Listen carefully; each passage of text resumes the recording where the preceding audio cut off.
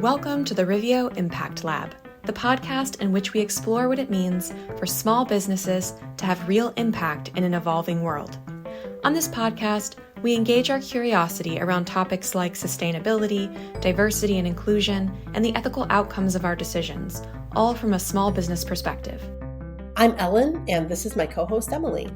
Yeah, this month we want to talk about creators in media, so filmmakers, television producers, radio presenters, and podcast hosts all have an incredible amount of influence on the world, mostly by shaping public perceptions and opinions around any given topic. So this is a responsibility that we at our production company, Riveo Creative, and at the Riveo Impact Lab take extremely seriously. As we always say, storytelling is often the most effective way of communicating ideas, and media is the vehicle through which individuals receive their stories. This month, we are sharing our interview with filmmaker Sergio Rapu, owner of Mara Films and director of the feature-length documentary Eating Up Easter. This documentary explores the history of Rapa Nui, otherwise known as Easter Island, via the stories of 4 islanders. The documentary delves into the effects of modern development on the island as the native people seek to preserve their culture and protect their environment. As a native to the island himself, Sergio brings an important level of depth to the documentary, which we will discuss more with him in the interview. Sergio's company, Mara Films, says it creates emotional experiences to address social, economic, and environmental conflict in order to empower, enrich, and sustain life. Through our conversation with Sergio, you'll see how he and his company accomplished exactly that. Please enjoy filmmaker and early days Riveo Creative employee, Sergio Rapu.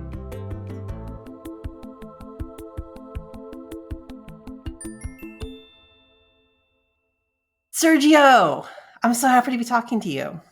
It's good to connect with you. After quite some time. This is really exciting. I want to talk with you and some of your thoughts about like filmmaking and storytelling and all the things. I've got lots of questions to ask you. Let's start way back at the beginning. How did you get started in this field in the first place? Before I went to school for it, I think I was really exposed to just like cameras and video production at school, like early, like in 4th grade, I think I remember. Like in 4th grade? Yeah. Wow. I was in this class where, they let us like play with these old VHS things. And this is in Hawaii? Yep. Okay. Yeah. So I was born on Rapa Nui, or Easter Island, as you know. And then around 3rd grade, my family and I, we moved to Hawaii, to the island of Oahu. And so it was kind of a odd time where I grew up speaking Spanish, but my mom taught me English. My mom's American. My dad's Rapa Nui.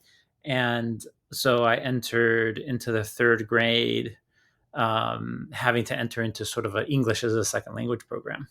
And I had this friends that I started making were all in this other like gifted and talented class, it was called, where once a day or once a week, I forget, they like got to like skip out of class and go and like be in this magical land of like creation and art and experimentation and stuff. And I was like, I want to do that.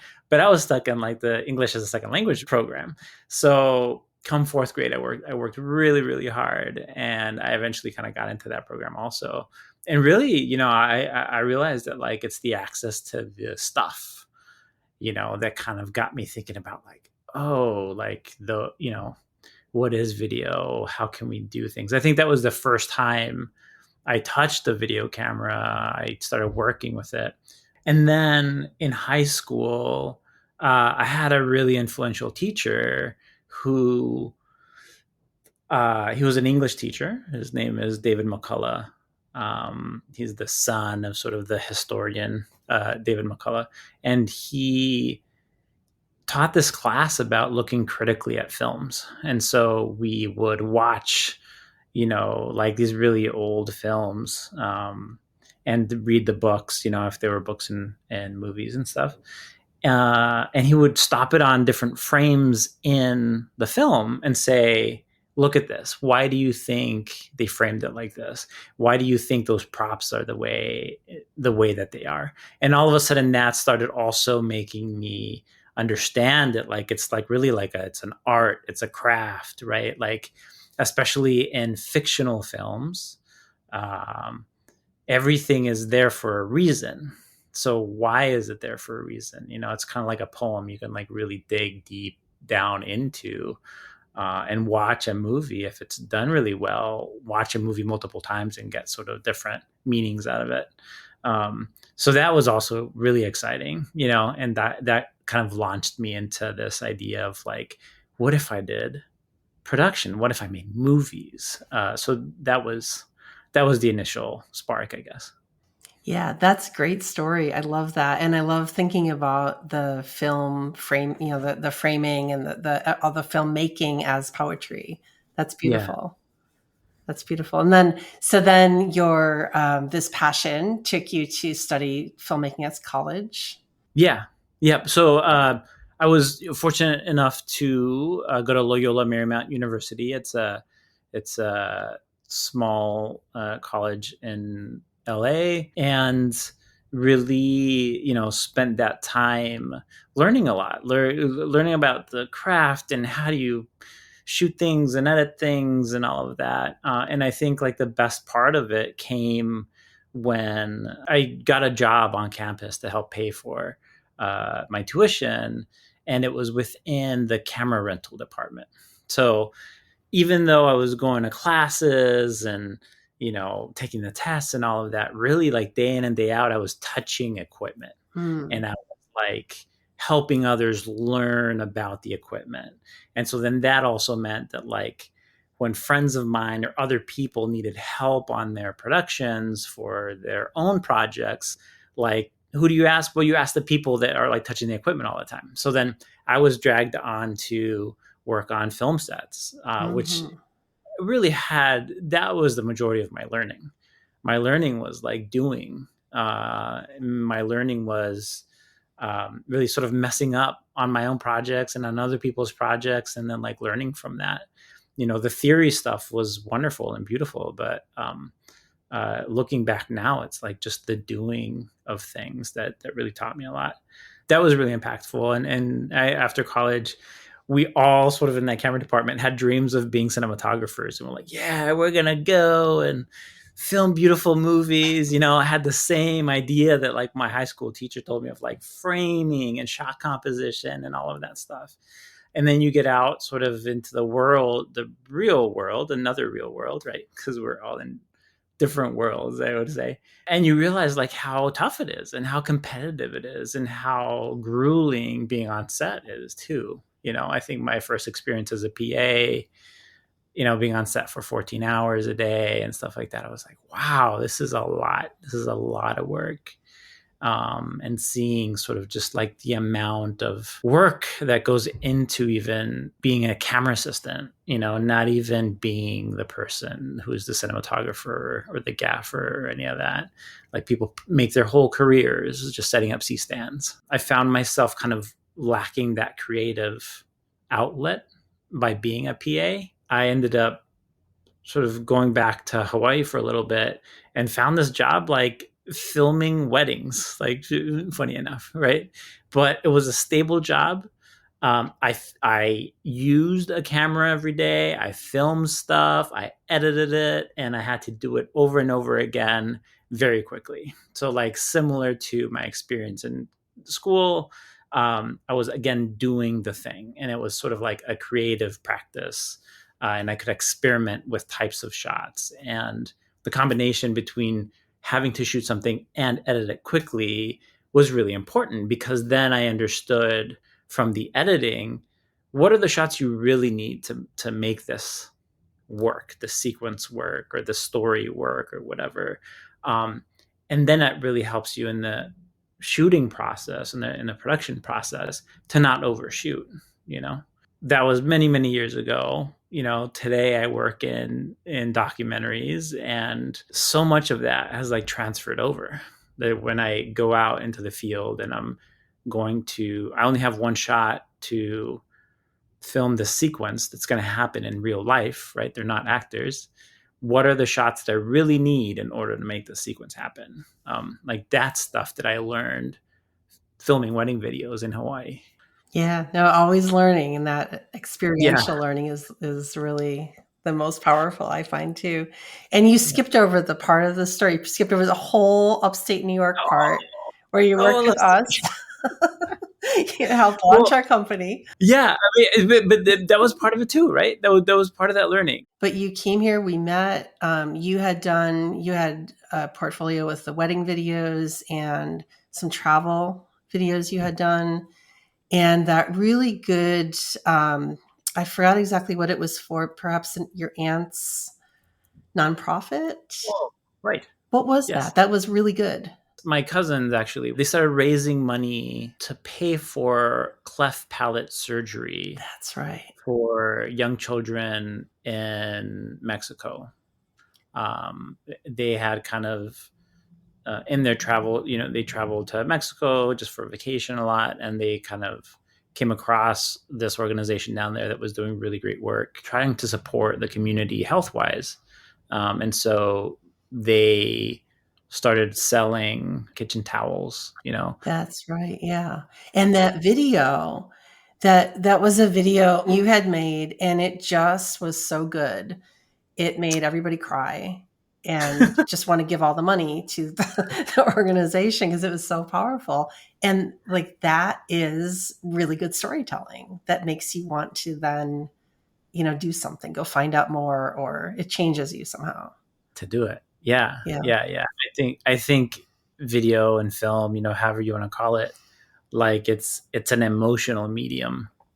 I talk about this a lot. We talk about this a lot when we're trying to ideate new series or specials, or whether it's for YouTube or big networks or whatever. It's like, is this the right medium for the story we're trying to tell?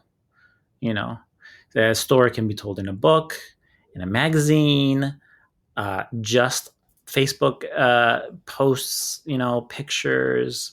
Like, is this the right space? So what video and film is really good for is to hook that emotional element, of your audience, and hooking your audience to your characters and sort of building that relationship in a way that, some of these other mediums can't, or do it differently. Yeah. There's so many reasons for that. And, here we are, both of us still in the industry. Right. But I want to talk about your documentary, Eating Up Easter, Oh, that sure. you produced a few years ago. This has been a few years, right? Eating Up Easter came out in 2018. 2018. Okay. And how did that project come about? That was very like personal to you and your family. Yeah. I'm from Easter Island. I'm from Rapa Nui. By the start of that project took about 6 years to make. So development of it started around 2012. I think that was after we left New York and kind of moved back to Minneapolis. But really, I had started working more in just sort of feature-length documentary work by then. I realized that I wanted to try and tell a present-day story, a modern-day story of our community on Rapa Nui. Right. So often people hear about Easter Island or Rapa Nui, and they just think of the stone statues or moai, right? And they have misconceptions about what the island is actually like, or what the statues are, or why they were made. And we see this constantly when people travel there and get off the plane, and then all of a sudden are hit with this like information shock, right? People assume that the island is deserted. People assume that everybody killed themselves, that it's a mystery what the statues mean or who built them, or, concoctions around sort of like aliens coming and like building these statues. And what it does is undermines the real story. The real story is that we, the Rapa Nui, are alive, right? There's a thriving community on the island. We are the descendants of our ancestors are the carvers of those statues, and those statues have a very particular purpose or meaning within our culture.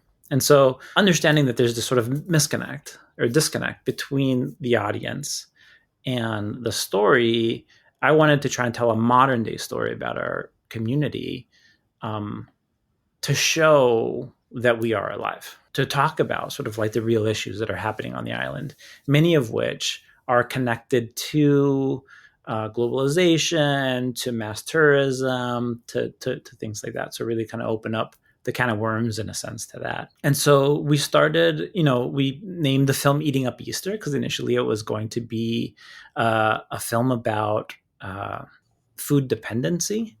Rapa Nui imports 90% of all of the food that we eat on the island.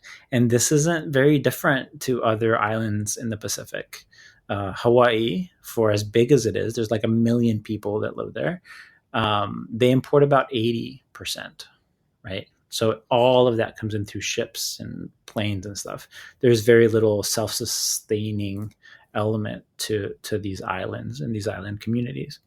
But as we started digging deeper, we realized that like there was a bigger story about the push and pull between a community, a really small community in the middle of the Pacific, who's trying to sort of develop and modernize and compete and connect with the outside world, and then also having to deal with the issues that the rest of the world deals with, right? Everything from like plastic trash to education, to this push and pull of should we, do it in old ways versus do it in new ways. So in the end, that's what the film turned out to be about. We identified a couple of characters that we followed throughout the course of 3 or 4 years, and then put it together and and sent it out. And it was it was my first film. It was kind of a really big learning process, And it was well received. You got awards for this film, did you not? Yeah. We got a bunch of different awards. We played at several different film festivals here in the U.S. and across the world. We were also acquired by Independent Lens. It's a series on PBS, and so it was broadcasted nationwide in 2020. They still play it every once in a while, usually like around Earth Day or something like that. And it still keeps getting plays internationally also. So we've I think the BBC has played it, the different broadcasters in Canada, Australia, New Zealand, kind of all over. And then also really embraced by my community because they understood the importance. They saw the importance that outsiders were seeing the realities of Rapa Nui, right? So now, like the latest iteration of that is that a recent cruise ship called the Peace Boat that travels from Japan across the Pacific and lands on Rapa Nui played it for their 300 plus passengers. And one of the characters on the film, Enrique, also accompanied the cruise, right? So he played music for them at night. He spoke to them about the island. So then all of a sudden, instead of arriving, right, completely with this other idea of what they were coming to, they arrived with that knowledge and that understanding of like, this is where I'm going. And this is the impact that I'm going to have as a tourist. And this is how I can minimize that or change that by my behaviors that I take. But the critical part is always sort of shifting that mindset of the people who are creating the action. Are they fully educated? Do they fully understand, what they're stepping into? Yeah, I love hearing that they're using the film in that way. That's powerful, innovative, and effective. I'm sure that's really cool. I want to ask you, so like that story is a great example of like you were the right person to tell that story because that is your community. You had insight and access in a way that other filmmakers probably wouldn't. You had background and understanding. That's a very special situation. How do you approach other stories when you aren't necessarily like of the community in the same way? What do you have a process around that? Yeah, no, great question. I think this is becoming even more and more important. I think as us storytellers, we start, before it just used to be like, what story do we tell? How do we tell it? And I think the other sort of big question that we all ask ourselves is, are we the right people to be telling this story? Right? Mm. It's something I think that everybody needs to assess. I think the way that I approach it is really by starting that question. Am I the right person to be telling the story? And if my answer is I'm not sure or no, then it means then the secondary question is who should be the right person telling the story and how can I help that person tell this story?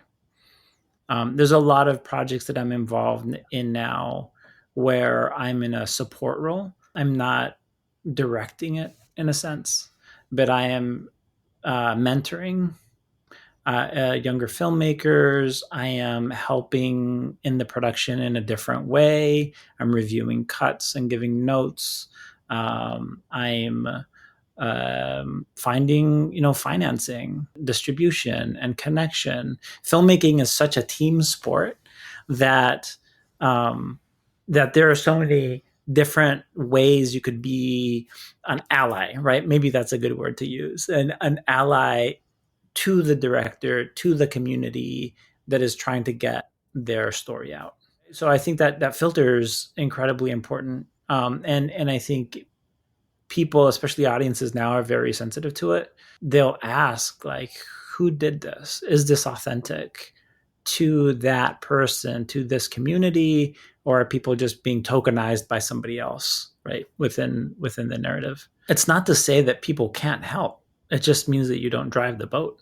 Right. Help somebody else drive the boat. Why not work in the world of entertainment? Given, forget about the long days and everything, but it's really a choice to go in this other direction and work in the world of documentary filmmaking and work in the world where you are more likely to have an impact and see the shift in people. Like what caused you to really go in that direction? I had this aha moment. I was in a conference. I think it was like a PBS conference, a public media conference, where I was early into sort of the documentary world. I had written scripts. I was trying to make a narrative, a fictional film done about Rapa Nui. And one of like my documentary counterparts there kind of made this like kind of tease me a little bit and be like, oh, are like real world stories like not good enough for you? You have to like make up some of your own or something like that. And I was like, I was taken aback a little bit by that. But then at the same time, it made me think a lot. It made me think a lot like, yeah, there are a lot of really incredible real world stories. Why do I just want to make some up out of like my own mind? Right. And so that really intrigued me to just kind of like explore nonfiction storytelling more in regards to like your question about impact. The term impact, we also have this conversation a lot in terms of sort of like the public media space, because the idea of impact versus audience engagement, sometimes people use it interchangeably, but it's very different, based on how you define it, right? Audience engagement is just a interaction with your audience, setting up tables at an event, handing out flyers, hearing feedback from them, things like that. Impact really has to do more with, is there a change that happened?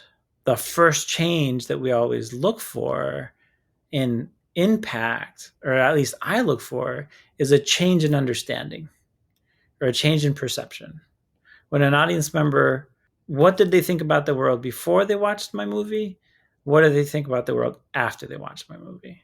And whatever that shift is, that's like the most minuscule, but in many ways, like also the most critical part of impact, because it's the initial push, to get to maybe like a greater goal, right? It's like the thing you were talking about, Ellen. It's like how do we change the world in positive ways? How do we change society and to be healthier and happier and better and, more equitable and things like that. I think that there's ways that entertainment and fictional storytelling can have impact. It's I would say it's on a lot more of an emotional level where people are invited into a space where they can explore emotions of fictional characters in a sense, right? And understand their own emotions and maybe even process their own traumas or their own fears or whatever it is in that space. I think nonfiction, right, where documentary storytelling really works is when we can do both that emotional work and then also sort of like the mental work, understanding our world better through an emotional lens. Why do people do what they do? Why is this issue an issue that would impact everybody? But because these people live in a particular place or look a certain way or have particular religion or way of loving one another, like why are they treated differently, right? And so this is again like sort of this film medium, this video medium is building an emotional connection with people that maybe you wouldn't hang out with all the time, right? That don't look like your neighbors, that don't look like your family, and they're real, right? That's the biggest part of it. And they really lived or are living. So I think that just puts a bigger weight to the story. But it's also a lot trickier to make because you don't light it the same way. You don't have the big crews. You don't have the big budgets. You have to find sort of the emotion and the narrative arc within sort of the world that we live in, which there are stories, but really it's like that's where the craft of filmmaking comes in, where you really are able to chop it down in the edit and say, this is how, the story is going to follow, similar to a fictional arc, but just in the nonfiction space. Right. And you didn't even really talk about the time. When you've got a fictional movie you're shooting, you're talking about months of shooting, and a documentary, it's, it could be decades. Yeah. So thinking back on all the projects you've worked on, is there any one that stands out as the most rewarding for you personally, or seeing the impact of your work? That's hard. There isn't one. I think, it's like picking like your favorite child, right? As a storyteller, I always learn more like after I'm done with a project. So the way that I am doing documentary now is different than I did 2 years ago, 5 years ago, 10 years ago. And I see my growth as being part of that impact, I guess, in myself, because then I can be more intentional about things. At the very beginning, like you're just worried about getting the project done. Now, getting the project done is easier. And so then I worry about other things. I worry about how are people, who am I reaching? And how are my characters going to feel about who I'm reaching, right? We forget about that, like when we film real people, their lives continue even though the film ends. And so in many ways, not only are you having impact through the audience that's watching it, but now these characters, you've added something to their life. And we as filmmakers need to be conscious of that and responsible for that too. Yeah, that's an excellent point. It's very brave of them to tell their story. Okay, this has been wonderful. I do want to ask you, I know we're running out of time here, and I want to ask you, so like thinking big change, global change, that many of us want and our Earth needs, that can be daunting. That can just feel overwhelming. And on this podcast, our audience is small business owners, could be filmmakers, smaller entities. And these smaller entities are often juggling, a lot of different tasks that they have to accomplish. If someone's looking to just like take a step towards positive impact, How do you have any words of wisdom or thoughts on like how to ensure that they're able to do that just like little by little and feel that it is making a difference? Because sometimes it can feel like, really, I'm putting my thing in the recycling bin, and does it matter? And I mean, everything starts with a plan, right? So really it's about identifying what is it that you want to change? What's the change that needs to happen? And who's most impacted by it? And talk to those people and ask those people, is this a change that you want? Can I help? So this kind of comes back to the conversation of like, who's telling the story, right? So like, who are we trying to, what is the change that we're trying to create, to push, to change, and who's impacted by that? And having those individuals, whether it's you and your community or the people around you, maybe you're an outsider in this other space, really building community and conversation and partnership, right, with those people. I think as small business owners and those type of entrepreneurs, like there's always a sense of like community building in your customers. Like, who is your customer? What problems do they have, right? This is sort of like business is about solving problems for people. And so in many ways we're doing that, just sort of like in a different way, right? It doesn't necessarily have to be a monetary exchange of goods. It can be a shift in ideas. It can be an uplifting and things like that. So I would encourage people to identify what is that impact, what is that change you want to do, and get in the same room with the people that are impacted by it and have conversations more, because something organically may show up that you can help solve, that you can help provide as a business, to make that shift change. And I think that's where innovation comes to, when you can start thinking about problems from different perspectives and having conversations with different people about it. Yeah, I mean, 100%. And it makes me think, yesterday we launched our diversity advisory board. First meeting is something we've been wanting to do for a long time. It was hard to get it going. We didn't really I don't know how to run a diversity advisory board. So there was a lot of insecurity around starting it and questions. But what I learned from the board meeting yesterday is it's okay not to have all the answers.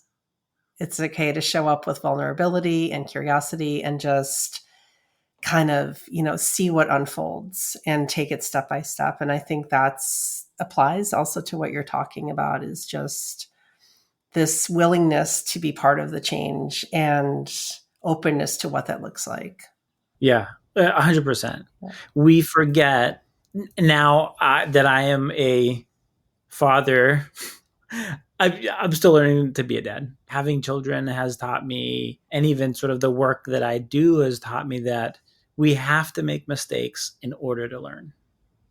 Making mistakes is a part of life, just as is conflict. Both of those things are part of life. So when you make mistakes, you identify that you made a mistake, you apologize, you repair, and you move forward. It's the same thing with a conflict. You have a conflict with somebody else, you sit down with them, you both share your understanding, you listen to the other individual so that you can understand their perspective, you repair, and you move forward. And that's how we grow. As we grow as filmmakers and individuals and business owners, obviously it's unsettling. It doesn't feel great, right? Like coming back to the emotions of being in conflict with somebody else or making a mistake. We don't want to do that because it doesn't feel good, but it's a natural part of being humans. We have to have that feeling, and then we can move on with it. And so I think, if there's anything that I hope people take away from this, is the importance of making mistakes, right?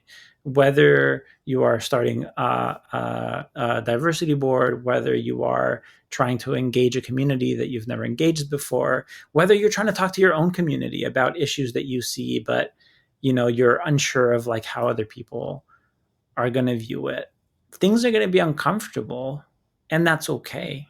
It's natural for us to feel discomfort as we move out of this space of comfort if we want change to happen. Thank you. You give me hope for the future. The work that you're doing, the energy you're bringing into the world, like all of it is just beautiful, and really want to appreciate you. Thank you for your time, Sergio. How can people find you and get a hold of you and learn about your work and all the things? I'm on Instagram, SM Rapu. Also, my company is Mara Films. So marafilms.com. marafilms.com. Yeah, that's how I do my work.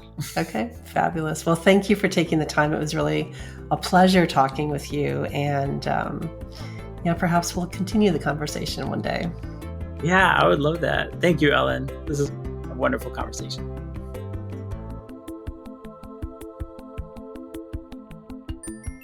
And now, here's our Impact Tip of the Month.